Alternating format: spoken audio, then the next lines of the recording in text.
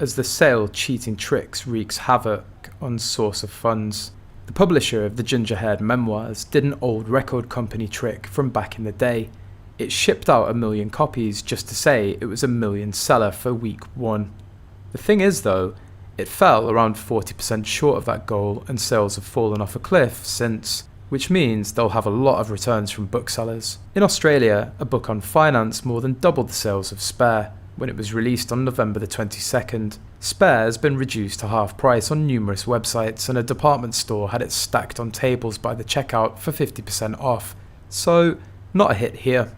There's absolutely no way that 2,500 people read this book and rated it at 4.5 on Amazon. It's not possible in any universe. So that's a bunch of paid reviewers that the publisher hired. The book itself is laughable, not just for the content, but for the way it's written. And it's 400 pages of this bull. Only the hardest Diana fans and journalists would have sat through it for real.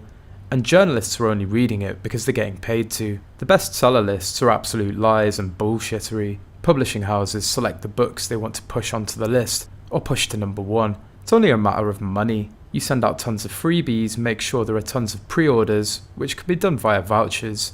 You cut the price, etc. There are lots of tricks. Bestseller numbers haven't meant anything for a long time, except that someone had the money to pay for the title and to get institutional distribution. After the press tour, news of the book has pretty much disappeared, except for the raunchy jokes, which is very telling. Problem is, they don't have any relevant current experiences to generate real interest.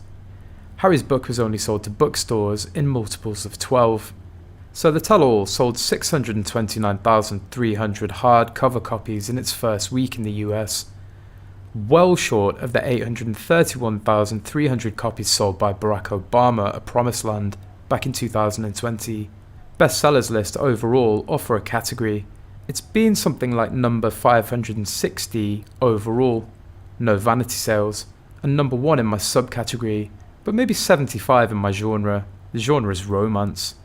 Some genres subcategories are not as competitive as others. People who put a category listing outside of major categories like romance are not taken as seriously as people who disclose their overall rank for a book. Top 1000 or higher is pretty respectable.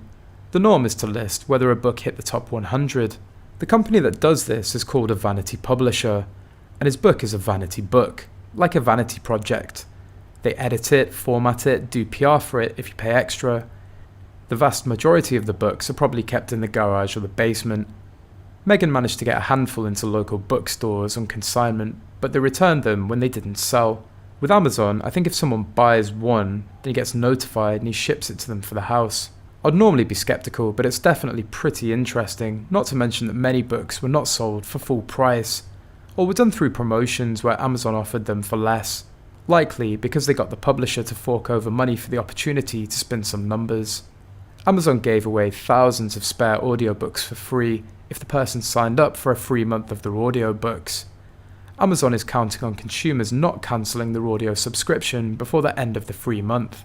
Amazon cares about the customer experience first and foremost. The customer is the one who pays the money. What happens